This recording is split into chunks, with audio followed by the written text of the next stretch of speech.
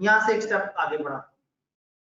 अब एक और तरह से, अभी तक अगर आप गौर से देखें तो हमने एक स्क्रीन पढ़ी है खाली, तो मैं कोशिश कर रहा हूं कि हम स्लो स्लो पढ़ें।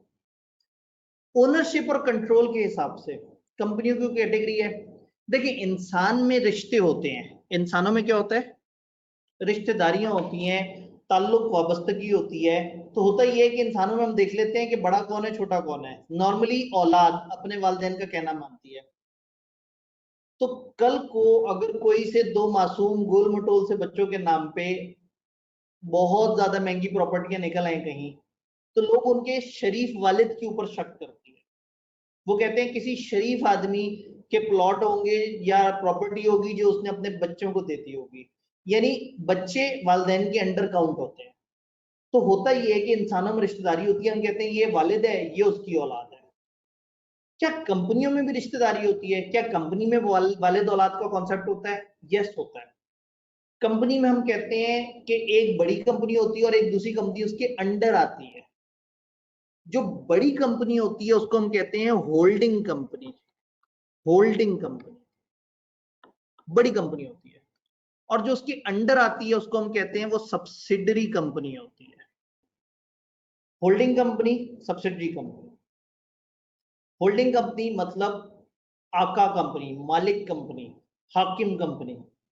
सब्सिडरी कंपनी मतलब गुलाम कंपनी, छोटी कंपनी, हल्की कंपनी, बेचारी कंपनी। देखते हैं, अब इन्होंने आपके साथ वही मजाक किया है जो इससे पहले पब्लिक प्राइवेट में हुआ था।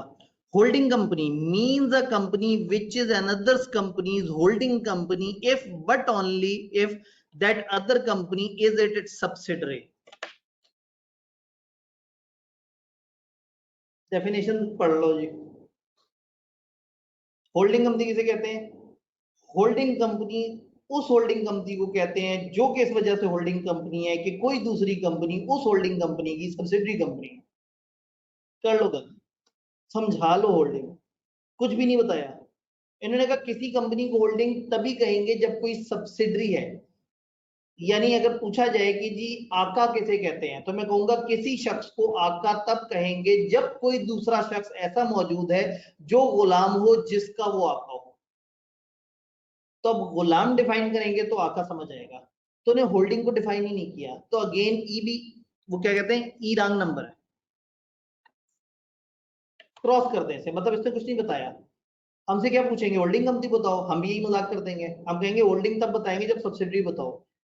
किसी कंपनी को दूसरे की होल्डिंग सिर्फ तभी कहा जा सकता है जब वो दूसरी वाली कंपनी इस पहली वाली कंपनी की सब्सिडरी कंपनी। तो इसका मतलब क्या हुआ? इसका मतलब है हमें सब्सिडरी कंपनी समझनी पड़ेगी। सब्सिडरी कंपनी बता दो भाई किताब। सब्सिडरी कंपनी पे आए तो उन्होंने कहा भाई फिर सुनो, और एक लंबी सी अजियत देती है। उन्होंने कहा ये डेफिनेशन है, और उसके नीचे नोट्स दे दिए। उन्होंने कहा ये ऐसे होता है। एक काम करते हैं, मैं आपको पहले ब्लैक स्क्रीन पे ले जाके समझाता हूँ। जब आपको ब्लैक स्क्रीन पे समझ आ जाएगा तो आपको उजली स्क्रीन पे भी समझ आ जाएगा। होल्डिंग और सब्सिडरी कंपनी। होल्डिंग जहन में रहे, आका कंपनी है, एक कंपनी जो दूसरे की आका है। अब इंसान में आका के कॉन्ट्रैक्ट की वजह से होता है, या इंसान में वालिदैन और औलाद का कॉन्सेप्ट होता है रिश्तेदारी की वजह से। कंपनियों में कैसे होगा? तीन तरीके हैं। तरीका नंबर एक, H for holding, S for subsidiary. अगर एक कंपनी दूसरी कंपनी के 50% से ज्यादा शेयर्स खरीद ले, डायरेक्टली या इनडायरेक्टली। अगर एक कंपनी दूसरी कंपनी की, याद है कंपनी भी तो एक पर्सन है, जिस तरह से इंसान शेयर्स खरीद सकता है कंपनी भी शेयर्स खरीद सकती है। अगर एक कंपनी दूसरी कंपनी के आधे से ज्यादा शेयर्स परचेस कर ले, तो जिसके शेयर्स खरीदे गए वो बन जाएगी सब्सिडरी कंपनी, और जिसने खरीदे वो बन जाएगी होल्डिंग कंपनी। तो holding company is that company जो कि दूसरी कंपनी के शेयर्स खरीद ले। तो एक कंपनी दूसरे को अपनी गुलाम एक इस तरीके से बना सकती है कि वो दूसरी कंपनी के 50% से ज्यादा शेयर्स खरीद ले। जैसे भी सेठ ने 7 में से 4 बंदों के शेयर्स खरीद लिए थे और कह दिया था मैं इस कंपनी का मालिक बन गया। तो एक कंपनी दूसरी कंपनी की मालिक कैसे बनेगी? तरीका नंबर 1, अगर वो कंपनी दूसरे के आधे से ज्यादा शेयर्स खरीद ले। ये है एक तरीका। डायरेक्टली और इनडायरेक्टली का क्या मतलब है? डायरेक्टली है कि मैं कंपनी हूं, मैं खुद ही दूसरी कंपनी के आधे से ज्यादा शेयर्स खरीद लूं। इनडायरेक्टली क्या क्या मतलब है? मेरे अंडर कुछ और कंपनियां भी हैं, मैं उनके साथ मिलजुल के दूसरी कंपनी के आधे से ज्यादा शेयर्स खरीद लूं। यानी for example, holding company 35% shares खरीद ले और होल्डिंग की एक सब्सिडरी कंपनी है, ऑलरेडी एक सब्सिडरी कंपनी है, उसने 20% शेयर्स खरीद लिए। जब ये दोनों मिलके 55% हो गए तो इसका मतलब है होल्डिंग कंपनी ने डायरेक्टली और इनडायरेक्टली दूसरी कंपनी के आधे से ज्यादा शेयर्स पे कब्जा कर लिया। डायरेक्टली था जो खुद किया, इनडायरेक्टली जो अपनी अंडर मौजूद और कंपनियों के थ्रू कब्जा किया। तो अगर एक कंपनी दूसरे के आधे से ज्यादा शेयर्स खरीद ले तो वो उसकी होल्डिंग बन जाती है। Option number 1। अब चलते हैं ऑप्शन नंबर 2 की तरफ। ये सब समझाने के बाद फिर मैं आपको किताब की अंग्रेजी समझाऊंगा ताकि आप उसकी इंग्लिश में मत उलझे, आपको कॉन्सेप्ट समझ आ जाए। सेकंड तरीका, ये याद रहे कि इनमें और है, पहले तरीके से भी बन सकती है, नहीं तो एक दूसरा तरीका भी है। दूसरा तरीका क्या है? अगर एक कंपनी के पास दूसरी कंपनी के मोर देन हाफ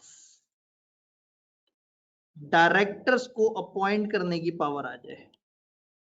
अगर एक कंपनी के पास किसी वजह से दूसरी कंपनी के आधे से ज्यादा डायरेक्टर्स अपॉइंट करने का इख्तियार आ जाए, तो पहली कंपनी होल्डिंग बन जाएगी और दूसरी कंपनी बन जाएगी सब्सिडरी कंपनी।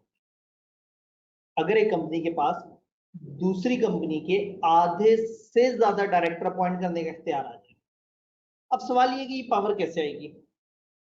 ये शेयर्स की वजह से भी आ सकती है और कभी कभी एग्रीमेंट की वजह से भी आ सकती है। मैं एग्जांपल देता हूं। स्टैंडर्ड चार्टर्ड बैंक के पास गई एक कंपनी, उस कंपनी ने कहा जी हमें आपसे 2 करोड़ का लोन चाहिए। स्टैंडर्ड चार्टर्ड ने कहा अच्छा अगर भाग गए तो? उन्होंने कहा हमारी लिमिटेड लायबिलिटी कंपनी है, हमारा सारा सास आपका हुआ। और जब स्टैंडर्ड चार्टर्ड ने उनके टोटल शेयर कैपिटल देखा तो वो था 20 लाख। 20 लाख शेयर कैपिटल है, लोन कितना मांग रहे हैं? 2 करोड़। अब 20 लाख शेयर कैपिटल वाली कंपनी जब 2 करोड़ का लोन मांग रही है और अगर बंद हो गई, भाग गई, तो स्टैंडर्ड चार्टर्ड को मिलेगा सिर्फ 20 लाख बकाया। तो स्टैंडर्ड चार्टर्ड ने कहा ना, मैं तो नहीं आपको लोन दूंगा। उन्होंने कहा जी आप हमसे गारंटी ले लें, आप हमसे सिक्योरिटी ले लें, ये कर लें, वो कर लें। उसने कहा अच्छा मेरी एक शर्त है, आपके बोर्ड में, आप बोर्ड कहते हैं बोर्ड ऑफ डायरेक्टर्स को, आपके अगर 10 डायरेक्टर्स हैं तो उनमें से 6 मैं अपॉइंट करूंगा, मेरी तरफ से आएंगे। यानी आप कंपनी की जितनी भी फैसला होगा, जब भी होगा, मैंने आपको पैसे दिए हुए हैं, तो आपके कंपनी के ज्यादातर फैसले मेरी मर्जी से होंगे। तो एग्रीमेंट के मुताबिक उसने कहा कि मैं आपके 10 में से 6 डायरेक्टर्स मेरे मर्जी से आएंगे, मैं अपॉइंट करूंगा। मुझे याद है पुराने जमाने में हमारे कप्तान बहुत नेक आदमी होते थे। उस वक्त पाकिस्तान में होने वाले जुल्म सितम वो हमें समझाते थे। तो उस टाइम पे उन्होंने एक तारीखी जुमला कहा था। उन्होंने कहा था जब आप किसी से उधार लेते हैं, जब आपका मुल्क किसी से लोन लेता है, तो आपकी सारी इज्जत खत्म हो जाती है। फिर आपको दूसरे मुल्क के मुताबिक चलना पड़ता है। फिर डॉलर का क्या रेट होगा वो बताते हैं, पेट्रोल का क्या रेट होगा वो बताते हैं, बिजली का क्या रेट होगा वो बताते हैं। तो इसलिए हमारे कप्तान ने अच्छे टाइम पे, जब वो बड़ी अच्छी बातें करते थे, तो ये वादा किया था कि मैं अगर इख्तियार में आया तो मैं कभी भी लोन नहीं लूंगा। एक अल्टरनेट भी उन्होंने दिया था लेकिन वो गुस्ताखी हो जाएगी, तो उन्होंने कहा था मैं ऐसा नहीं करूंगा, क्योंकि लोन लेने से आप किसी और के गुलाम बन जाते हैं। अब क्या है, आईएमएफ और वो सारे मुल्क जिन्होंने हमें लोन दिया है, हमें उनकी सुननी पड़ती है। तो मेरी एग्जांपल में स्टैंडर्ड चार्टर्ड ने जब 2 करोड़ का लोन दे दिया एक कंपनी को, तो वो कंपनी बातें सुनेगी। तो स्टैंडर्ड चार्टर्ड को यह हक मिल गया कि 6 डायरेक्टर स्टैंडर्ड चार्टर्ड के होंगे। तो स्टैंडर्ड चार्टर्ड बैठे बैठे होल्डिंग कंपनी बन गया उस कंपनी की, जिसके आधे से ज्यादा डायरेक्टर्स को अपॉइंट करने का इख्तियार आ गया। ये एक और जगह भी हुआ था पाकिस्तान में, इसकी मैं एक एग्जांपल अक्सर लोगों को समझाने के लिए देता हूं। पीटीसीएल और इत्तिसलात।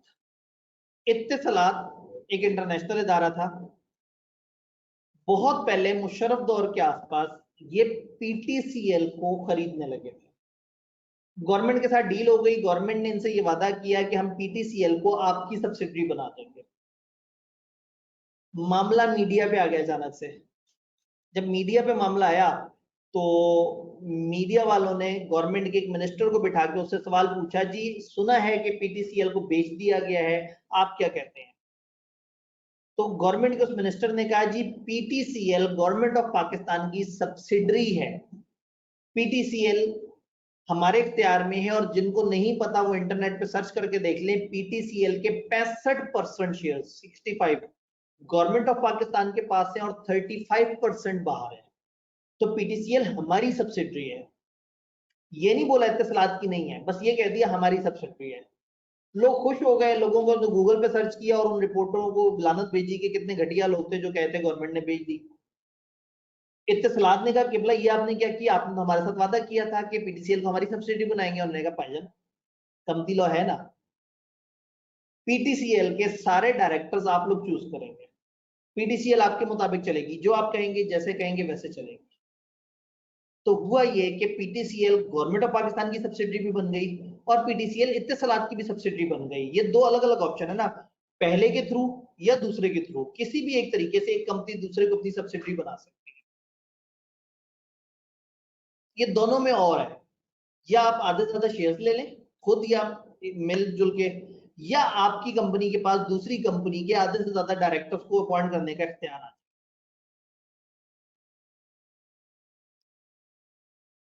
अब मैं कंपनी को सब्सिडी बनाना चाहता हूं। फॉर एग्जांपल ये तीसरी कैटेगरी है, तीसरी सिचुएशन। एक कंपनी है जिसको मैं अपनी सब्सिडी बनाना चाहता हूं, लेकिन मैं इसलिए सब्सिडी नहीं बना पा रहा कि एक और कंपनी है, एक और कंपनी जिसने इस कंपनी को अपनी सब्सिडरी बना रखा है। मैं इस कंपनी को अपनी सब्सिडरी बनाना चाहता था, बट प्रॉब्लम ये हुआ कि मैं इसलिए नहीं बना सका कि एक और कंपनी ने इसको सब्सिडरी बनाया था। मेरे पास अब कोई सोल्यूशन नहीं है, ना शेयर्स वाला ना डायरेक्टर वाला। मैं भी बड़ा चालाक हूं, मैंने इस कंपनी को अपनी सब्सिडरी बना दिया। तो गुलाम का गुलाम क्या हुआ मेरा? मेरे गुलाम का गुलाम मेरा क्या लगा? गुलाम। औलाद की औलाद औलाद, बच्चों के बच्चे आपके भी बच्चे। तो गुलाम की गुलाम सब्सिडरी की सब्सिडरी ऑटोमेटिकली आपकी क्या हुई? सब्सिडरी। तो सब्सिडरी की सब्सिडरी सब्सिडरी बन गई। हम हर दिन कुछ ना कुछ नया सीख रहे होंगे। आपसे को पूछे सब्सिडरी कैसे बनती है, आप कहेंगे तीन तरीके हैं। तरीका नंबर एक, अगर एक कंपनी दूसरे के आधे से ज्यादा शेयर्स खरीद ले, चाहे खुद खरीद ले चाहे अपनी सब्सिडियों के साथ मिलकर खरीद ले, ऐसा नहीं कर सकती। ओके, दूसरा ऑप्शन है। दूसरा ऑप्शन क्या है? आप किसी तरह से कोई ऐसा एग्रीमेंट कर लें कि आपके पास दूसरी कंपनी के आधे से ज्यादा डायरेक्टर्स को अपॉइंट करने की पावर आ जाए। डायरेक्टर्स को कहते हैं बोर्ड, बोर्ड ऑफ डायरेक्टर्स। तो आपको बोर्ड की कंपोजिशन आपके पास आ जाए, कंपोजिशन उनकी जो तादाद है उस तादाद का ज्यादा आपके पास आ जाए। तीसरा तरीका, कुछ भी नहीं कर सकते तो ढूंढो एक ऐसी कंपनी जो उसकी होल्डिंग है। जब आप उसकी होल्डिंग को अपनी सब्सिडरी बना दोगे तो आपकी सब्सिडरी की सब्सिडरी ऑटोमेटिकली आपकी भी सब्सिडरी बन जाएगी। उफ, क्या खूबसूरत अल्फाज में समझा दिया। अल्लाह करे किताब ने भी कुछ आसान बात की हो। जरा किताब के अल्फाज देख लेते हैं ताकि मैं अपने लेक्चर को मंतकी अंजाम तक पहुंचा सकूं। ले जी, अब होल्डिंग कंपनी दोबारा पढ़ते हैं, फिर से मजा लेते हैं। जब पढ़ते हैं तब मजा आता है। A company which is another companies holding company, एक ऐसी कंपनी जो दूसरी कंपनी की होल्डिंग कंपनी होगी। इफ बट ओनली इफ, सिर्फ और तहम सिर्फ, दैट अदर कंपनी, वो वाली दूसरी कंपनी, इज इट सब्सिडरी, इसकी सब्सिडरी हो। तो एक कंपनी दूसरे की होल्डिंग तभी बन सकती है जब वो दूसरी इस पहली वाली कंपनी की सब्सिडरी है। तो ये तो था मजाक। अब सब्सिडरी कंपनी को पढ़ते हैं। अ सब्सिडरी कंपनी या subsidiary in relation to any other company, किसी और कंपनी, यानी कि वो जो होल्डिंग कंपनी है, किसी और कंपनी के तनाजुर में, means a company in which the holding company या तो hold the composition of the board, जो मेरा पॉइंट नंबर 2 था, hold the composition of the board, यानी बोर्ड कहते हैं बोर्ड ऑफ डायरेक्टर, तो कंपोजिशन का मतलब है ये कंपोजिशन वाले पॉइंट के साथ नोड कनेक्ट हो रहा है, N2 नोड 2। वो कह रहे हैं composition of board shall be deemed, deemed का मतलब है समझा जाएगा, composition of board shall be deemed, board की कंपोजिशन तब समझी जाएगी to be control by another company if that other company by exercise of power exercisable by its at its discretion can appoint or remove all or majority of directors। अगर सारे या majority directors को appoint करने का या निकालने का इख्तियार अगर आ गया तो हम कहेंगे कि एक कंपनी दूसरे के बोर्ड को कंट्रोल कर रही है। बोर्ड किसे कहते हैं? बोर्ड ऑफ डायरेक्टर्स, सारे डायरेक्टर्स को मिला के हम बोलते हैं बोर्ड ऑफ डायरेक्टर्स। तो बोर्ड ऑफ डायरेक्टर्स की कंपोजिशन को जो कंट्रोल करेगा तो वो बन जाएगी होल्डिंग। ये थी शर्त नंबर 2। शर्त नंबर 1 क्या थी? एक्सरसाइज और control more than not greater than equal to, more than 1/2 यानी कि 50% ऑफ इट्स वोटिंग सिक्योरिटीज, उसके शेयर्स वगैरह को सिक्योरिटीज भी बोलते हैं, उसके voting shares either by itself, या वो होल्डिंग खुद कर ले, और टुगेदर विद वन और more of its subsidiary company, या होल्डिंग अपनी सब्सिडरियों के साथ मिलके आधे से ज्यादा शेयर्स खरीद ले। तो वो सारी बातें जो हमने डायग्राम पे समझी थी, जरा ओखी सी इंग्लिश में हमने समझी, एक नोट अभी भी रहता है। Subsidiary of a subsidiary company would also be considered subsidiary company of the main holding company। Subsidiary की सब्सिडरी मेन होल्डिंग कंपनी की सब्सिडरी मानी जाएगी, यानी कि होल्डिंग की सब्सिडरी ऑटोमेटिकली इस होल्डिंग की सब्सिडरी भी मानी जाएगी। मैं दोबारा आपको ये तस्वीर दिखा दूं, एक कंपनी दूसरे को अपनी होल्डिंग कैसे कैसे बना सकती है। मैं जरा अब आप लोगों को, एक होल्डिंग कंपनी किसी को अपनी सब्सिडरी बनाने का एक तरीका कि आधे से ज्यादा शेयर्स खरीद लो उस कंपनी के, या डायरेक्टली या इनडायरेक्टली। डायरेक्टली मतलब होल्डिंग ने खुद खरीद लिया, इनडायरेक्टली मतलब होल्डिंग और सब्सिडरियों ने, होल्डिंग और उसकी किसी और सब्सिडरियों ने मिला जुला के 50% ज्यादा शेयर्स खरीद लिए। ये था तरीका एक। नहीं तो दूसरी ऑप्शन भी है, एक कंपनी अगर दूसरे के आधे से ज्यादा डायरेक्टर्स अपॉइंट करने का इख्तियार आ जाए एग्रीमेंट के वजह से, तो वो दूसरी कंपनी आपकी सब्सिडरी बन जाएगी। इसको किताब ने लिखा जब एक कंपनी दूसरे के बोर्ड की कंपोजिशन को कंट्रोल करे। कंपोजिशन तादाद, बोर्ड आपको पता है बोर्ड ऑफ डायरेक्टर्स, सारे डायरेक्टर्स। और तीसरा तरीका क्या है? होल्डिंग किसी ऐसे को सब्सिडरी बना दे जिसकी सब्सिडरी वो कंपनी हो, तो सब्सिडरी की सब्सिडरी मेन कंपनी की भी सब्सिडरी कहलाएगी। तो ये थी खूबसूरत बात।